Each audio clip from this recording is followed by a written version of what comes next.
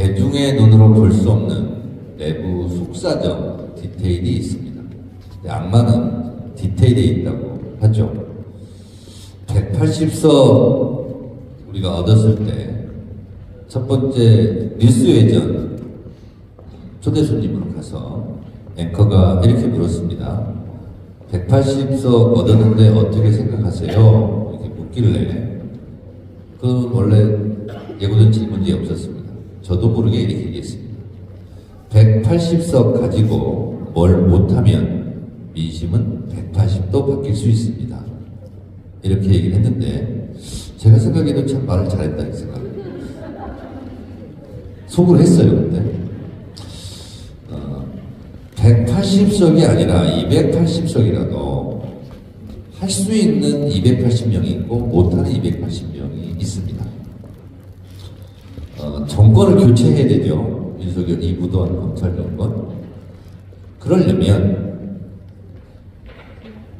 민주당의 올바른 생각을 갖고 있는 사람들로 교체해야 됩니다. 훈련되지 않고 실력 없는 사람들로 구성된 축구팀은 어디 나가서든 우승할 수가 없습니다. 경기에 이길 수가 없습니다. 저는 최고위원 1년 넘게 하면서 그 속사를 더 잘 보게 됐어요. 아, 우리 당이 이래서 안 됐구나. 이재명 당대표를 제가 공사석에서 유튜브에서 방송에서 늘상 이런 말을 했습니다. 방향과 속도가 맞는 나의 첫 번째 파트너를 만났다. 이렇게 생각합니다. 우리가 전당대회 끝나고 첫 번째 최고위원 회의에서 제가 제안을 했습니다. 조중동 신문 스크랩 놓고 회의하지 말자. 이거 다 없애자. 오케이 받아들인 것이 이재명 대표였어요. 그래서 지금 조중동 신문 스크랩 치우고 우리 자유롭게 회의합니다.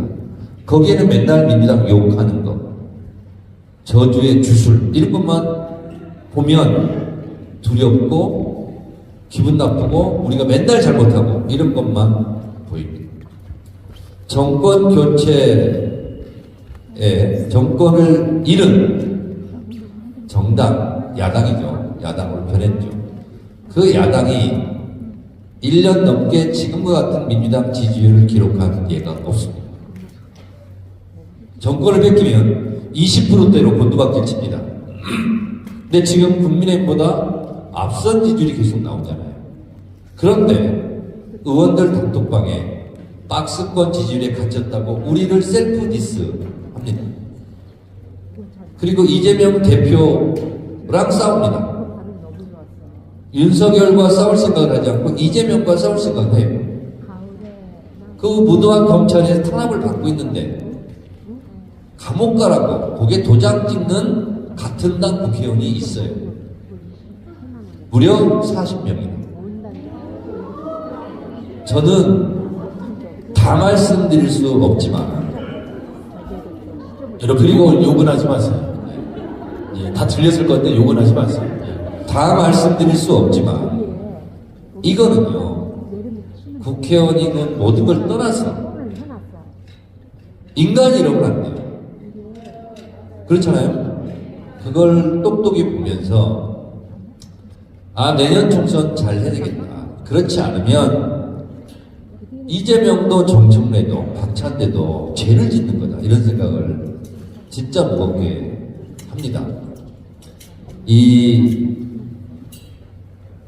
발맞춰 가지 않는 또 줄넘기를 할 때 단체 줄넘기를 할 때 한 명의 삐끗함이 얼마나 큰 전체에 피해를 주는지를 우리는 너무나 잘 알고 있고 아 저 사람도 괜찮겠지 대중의 눈에 보이지 않는 그렇지만 내부에서는 보이는 이런 것들이 있습니다. 실제로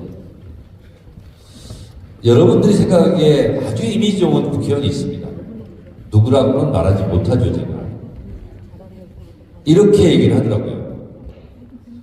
민주당은 지금까지 개혁을 계속 해왔고 또 개혁의 성과도 있는데 이만하면 됐지 왜 자꾸 우리 민주당에게 권리당원들은 개혁하라고 요구하는지 라면서 당원들에게 불만을 터뜨리는 그 국회의원의 입모양을 제가 보았습니다. 그분은 진보 개혁적으로 알려져 있는 국회의원입니다. 그래서 제가 이렇게 얘기했습니다. 개혁은 자전거 페달과 같아서 어제 개혁했다고 오늘 개혁을 멈추면 오늘 죽을 것이요. 오늘 개혁을 했다 하여 내일의 개혁 과제를 멈추면 내일 죽을 것이다.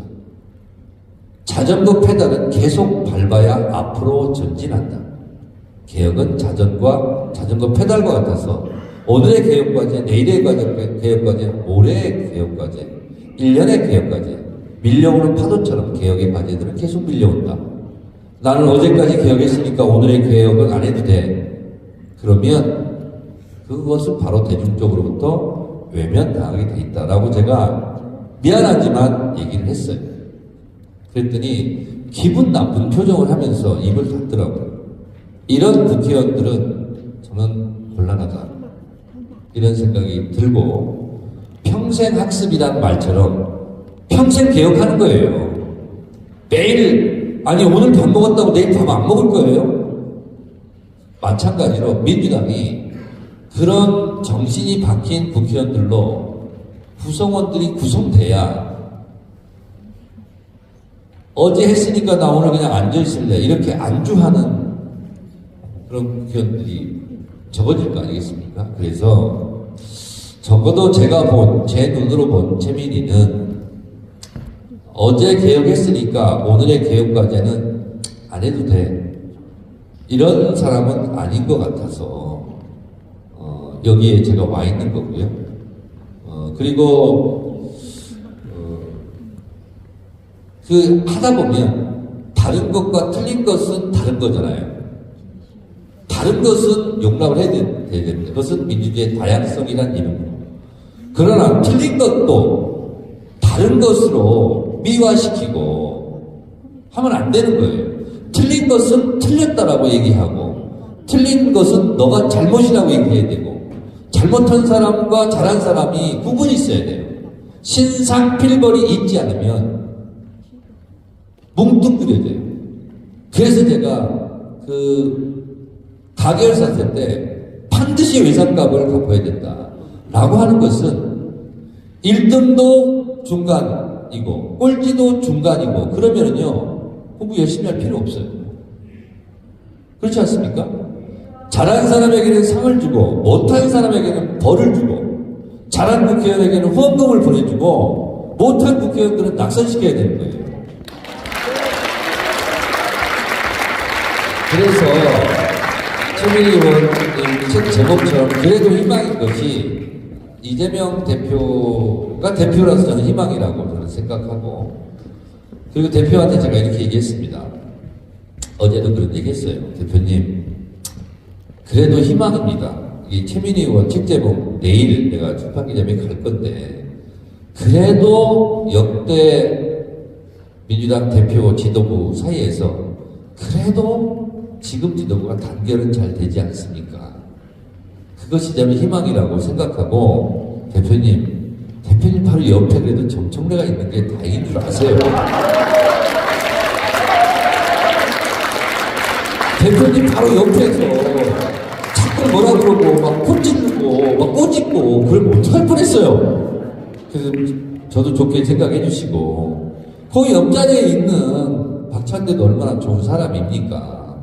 그래서 이 총선 지방선거 추미애 대표도 치러봤겠지만 온갖 스트레스와 온갖 민원과 온갖 퍼즐 맞추기가 다 있지 않습니까? 지금 그러고 있어요.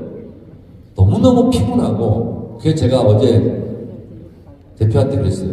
나는 총선 때 대표하면 안 되겠다 이런 생각이 들었다. 왜냐하면 늙어 죽겠다. 그런 생각을 할 정도로 스트레스를 많이 받습니다. 그래도 우리 지도부가 같은 목소리를 내지 않냐. 우리가 그래도 똘똘 뭉쳐있지 않냐.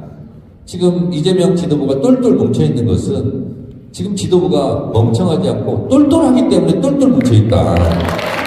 근본적인 게 뭐냐? 당원과 민심의 요구를 파악하고 있지 않냐. 그래서 총선도 그런 방향으로 공천이 됐으면 좋겠고 그런 분들이 당선됐으면 좋겠다라는 생각을 한다라고 제가 어제 얘기를 하고 왔습니다. 여러분 말이 좀 길어져서 죄송한데요.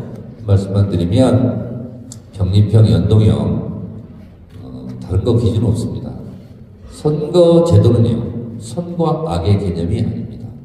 게임의 룰을 정하는 겁니다. 내가 게임에 나가야 되는데 나한테 불리한 게임의 룰을 정하자라고 얘기하는 것은 바보입니다. 그렇지 않습니까? 선거에 있어서 선은 승리이고요, 패배가 악입니다. 우리는 어떻게 해서든지 과반에서 단 한 석이라도 더 많이 그래야 합니다.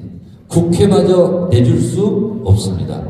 여러분, 병립형이다 연동형이다 각자 생각이 다 다릅니다.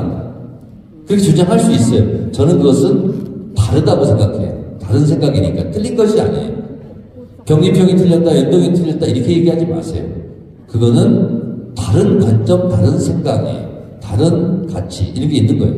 그러나 저는 두 가지를 통틀어서 저는 민주당 최고위원으로서 저는 내년 총선은 다른 거 없습니다. 이기는 게 목표고 과반이 목표고 일당을 하는 게 목표고 국회를 내주지 않는 것이 목표고 그것이 윤석열 검찰 정권에 대항하는 어떤 것보다 높이 있는 최고의 가치라고 생각합니다. 이기는 선거제도, 이기는 선거. 저는 그것만 주장할 것이고 말이 길어져서 이 정도로 생략하고 더 자세한 제 생각은 다음 주 다스베이다를 참조해 주시기 바랍니다. 감사합니다.